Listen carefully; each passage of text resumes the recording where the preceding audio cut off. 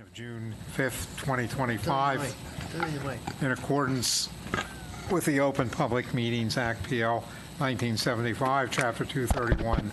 Adequate notice of this regular meeting of the Zoning Board of the Township of Franklin has been provided.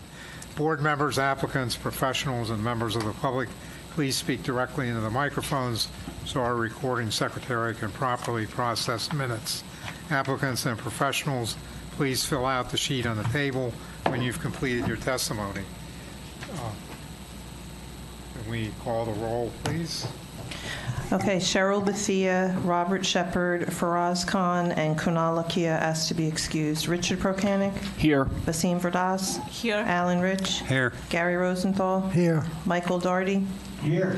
Shapendu Singh? Here. And Chairman Thomas. Here. Minutes, regular meeting, April 17th, BOA 0417. I'll move. I'll second. Okay, 2025. Basim, you can't Oh, vote. I can't. Okay. So it's Gary was the first. If somebody else could please second it. I'll second. Who said that? Rich Prokanik. I very rarely hear your voice. Rich Prokanik? Yes. Alan Rich? Yes. Gary Rosenthal? Yes. Michael Daugherty? Yes. And Chairman Thomas. Yes. Regular meeting, 5/8/2025. I'll move. I'll second. Richard Prokanik? Yes. Basim Verdas? Yes. Alan Rich? Yes. Gary Rosenthal? Yes. Michael Daugherty? Yes. And Chairman Thomas. Yes. We can move on down to the hearing section at this point. Manjit Singh and Ravinder Is this mic on? Kaur, ZBA 24-00011, site plan with use variance and C variance in which the applicant is proposing to convert the existing repair garage into a convenience store, 339 Elizabeth Ave, Somerset, block 493.01, lot 1 in the R10 zone. This is going to be carried to June 19th, 2025, with, it says, further notification needed. We need to add anything else to that? Okay. The next application, 655 MIZ LLC, ZBA 24-00020, preliminary and final major site plan with C variances in which the applicant's proposing construction of a 30,917 square foot addition to the existing building at 655 Howard Avenue, Somerset, block 528.04, lots 161.03, 162, 163.01 in a BI zone. This is carried to September 4th, 2025, with no further notification needed. And the first one has no further notification needed. That's a typo. It is no further notification. Okay. So it's on the record. Thank you. The first one that we will hear, Mohammed Butt.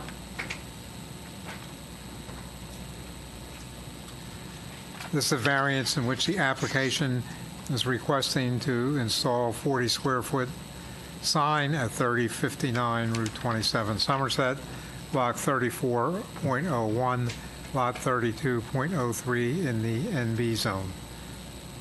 I think we need to swear. Just swear you in, sir. If you can raise your right hand. Do you Please make swear? sure your mic is on. If it's red, it's not on. Make sure it's green. Thank you. Do you swear or affirm that testimony you're about to give before this board is the truth, the whole Yes. truth, and nothing but the truth? Yes. If you can just repeat your name and spell your last name for the record, Sure. please. First name is Mohammed, MOHAMMAD. Last name is Boot, BUTT. Thank you. Okay. You want to give us an overview of what this is about? So I'm requesting a variance for having a sign in front of the building because according to the law, because there is no door in the front of the building, I cannot have a sign on top. But the door is on the side. The reason the door is not there is because of the utility is there in front. And this is the side of the building which is facing the street. So the visibility is only from that side. I have a picture if I would like me to show it to you. And Mr. Chairman, in the TRC memo, there was the exhibit showing the proposed sign on the first page, if the board happens to have that on their screen.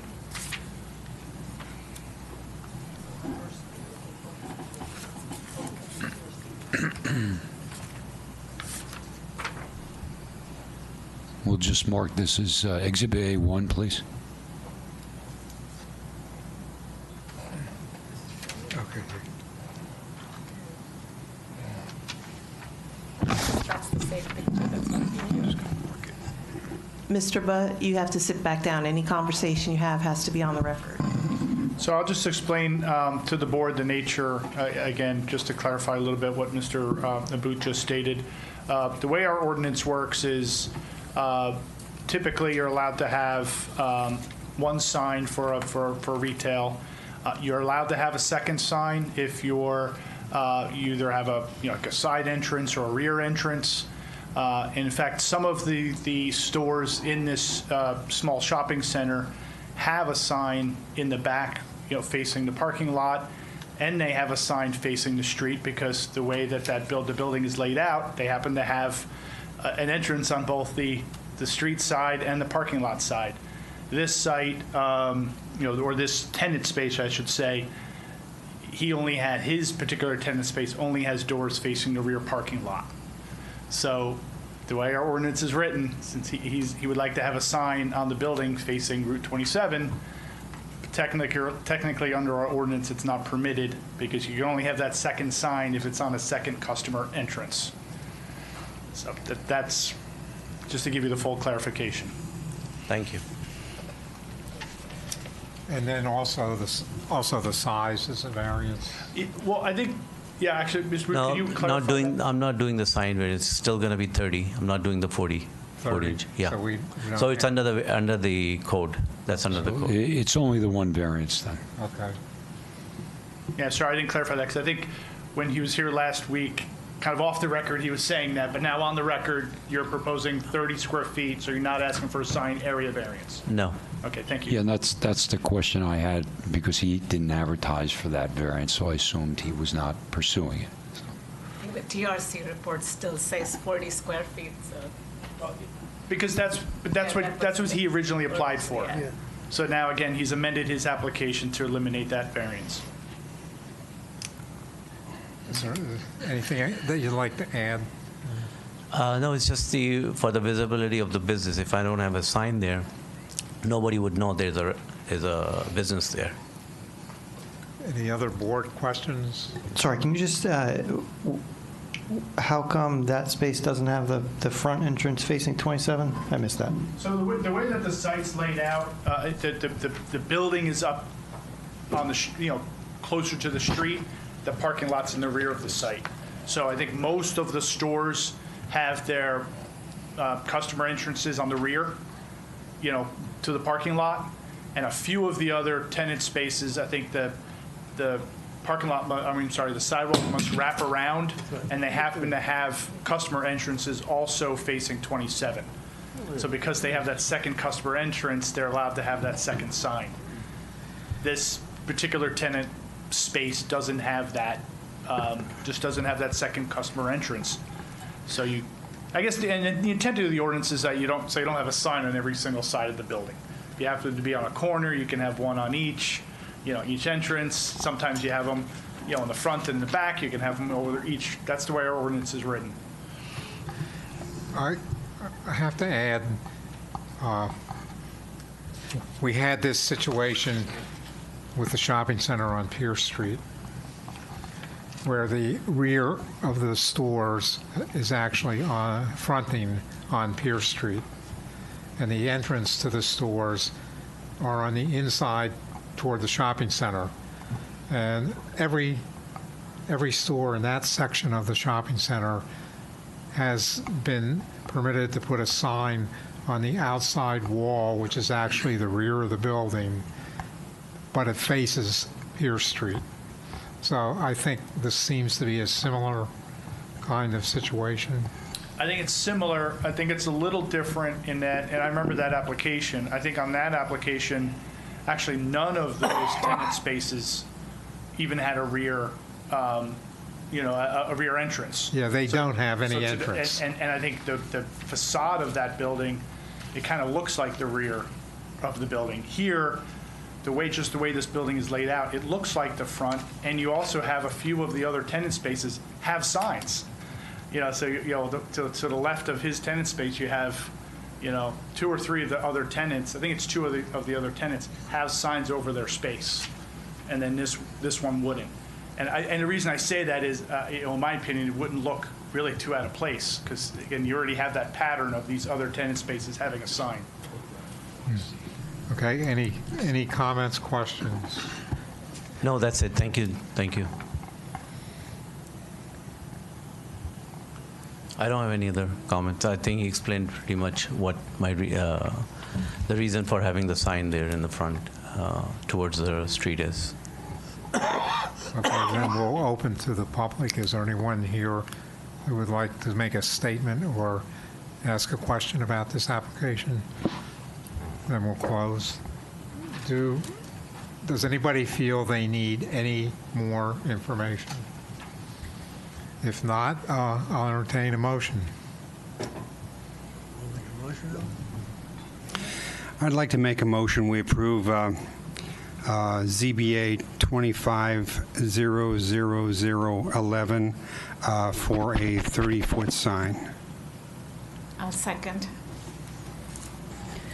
Richard Prokanic, Yes. Vasim Verdas, Yes. Alan Rich, Yes. Gary Rosenthal, Yes. Michael Doherty, Yes. Shapindo Singh, Yes. and Chairman Thomas. Yes. Say that right? Okay, good luck Thank you. with it. Thank you. Thank you. Anya James, ZBA 25-00010, C variance in which the applicant seeks a variance from the impervious surface limitation of 25% for the placement of an in-ground pool in the backyard of 22 Patton Drive, Somerset, Block 366, Lot 16 in the R20 zone. Can you just raise your right hand, please? Do you swear or affirm that testimony you're about to give before this board is truth, the whole truth, and nothing but the truth? Yes. Can you just repeat your name and spell your last name for the record, please? Anya James. Last name is James. Thank you. Okay, would you give us an overview what you're asking for? So today I'm asking for a C variance to allow the construction of an in-ground pool in my backyard. Currently, I'm over the in previous coverage. I'm at 25% without the pool, and including the pool, I'll be at 28.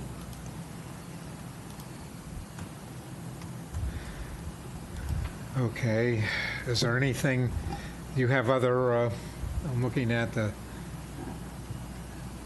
map and see if there is any structure or anything you could eliminate, maybe some impervious coverage? So currently, there's a shed that I purchased from Home Depot. It's not fixed to the property. If that's what needs to go, then I'm willing to remove it.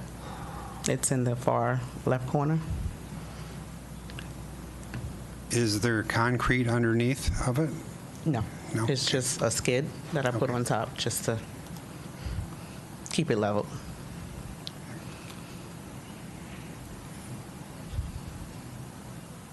You have a concrete pad that leads from the house to the proposed pool?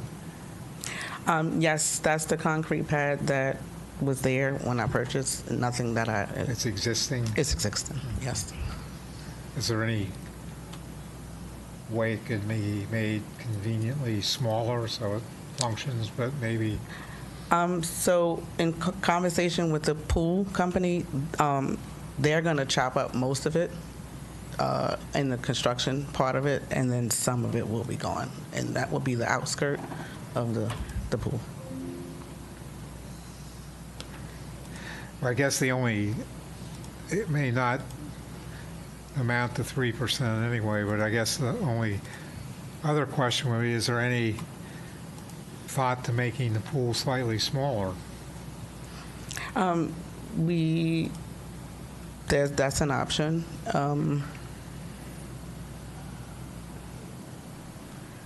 So one thing, just to clarify, is the way, again, the way our ordinance works, the pool, the water surface doesn't count towards the impervious.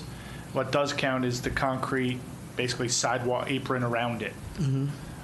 So, I mean, if the pool was made smaller, the sidewalk around it would be a little bit less. But you're not going to make that much of a difference in that percentage by making the pool smaller.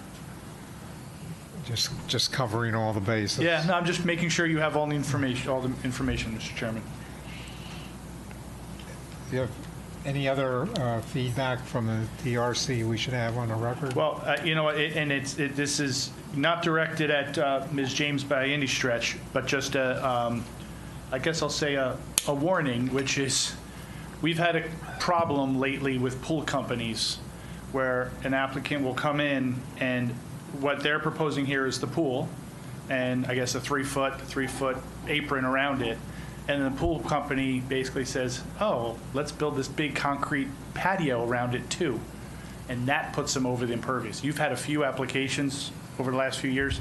I can tell you of the 2 or 3 you've had, we've had to work with other people to modify their patio. So I'll just say, if the board ends up approving this variance, before the construction department issues a certificate of completion, you're going to have to get an as-built survey.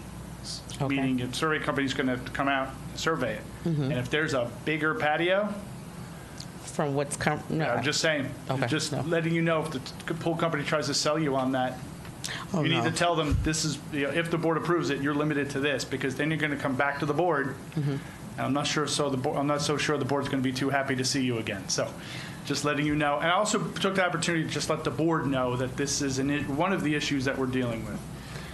The other thing that would affect you too is that you're over the limit, so should it be approved, there's absolutely basically nothing else you can put in the yard.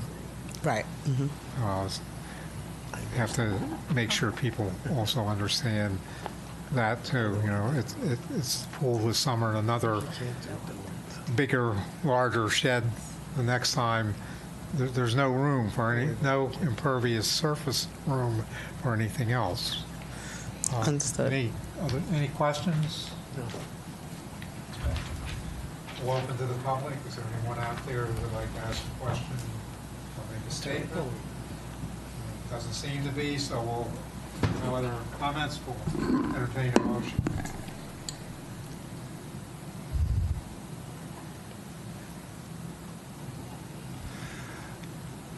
Okay, I'd like to make a motion to approve ZBA. So I have the, hold on a minute, do I have the right one here? Yeah, ZBA 250010. With the condition that the PVC shed be taken down. And Did we make that a condition? I'll second. well, I'm not done yet. I'm not done yet. Let's hold off a second. Did we make it? We just talked about it, didn't we? We talked about it. I don't think we made it a condition. Okay, so strike that. We'll just approve the application as is. I'll second. You could make it a condition if you want. That's what you're looking to do. Yeah, so the person who makes the motion, You can make the a second, then you can deliberate. And then you can have Oh, okay. vote on that. Okay, so it's- resolution with that motion. with Okay. that Motion's condition. been made, seconded, so now we can deliberate. Do we want to have her take the shed or not? If it doesn't have a concrete pad underneath, I don't see the reason to have her remove it, but How big is the shed?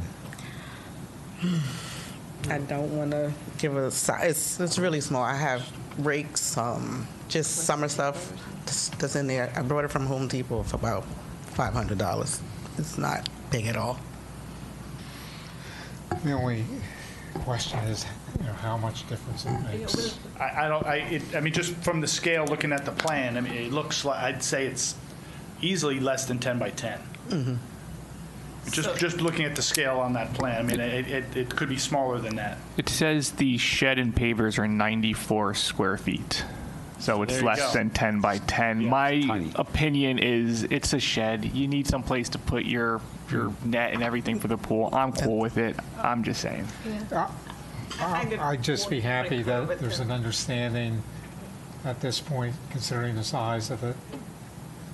There's really nothing else that goes on the property. Okay. So my motion stands. Seconded? Okay, Brian, they've deliberated, so I can go ahead and use Alan first and Gary second to leave everything the way it is and accept the pool, correct? Yep. Nothing else needs to be voted on? No. Okay. Richard Prokanic? Yes. Wasim Verdas? Yes. Alan Rich? Yes. Gary Rosenthal? Yes. Michael Doherty? Yes. Shubhendu Singh? Yes. And Chairman Thomas? Yes. Okay. Capital, 1784 Capital Holdings. Thank you, everyone. Appreciate it. ZBA 210009, remand of application from the court, D1 use variance, preliminary and final major site plan with VC variances in which the applicant is seeking approval for construction of a 125,335 square foot self-storage facility at 1613 Route 27, Somerset, Block 85, lots 58, 59.02 in the GB zone. We have been instructed by the judge to provide backing for our, more backing for our original resolution approving this application, which has been done. Everyone has copies of it. There is no hearing, no discussion or anything.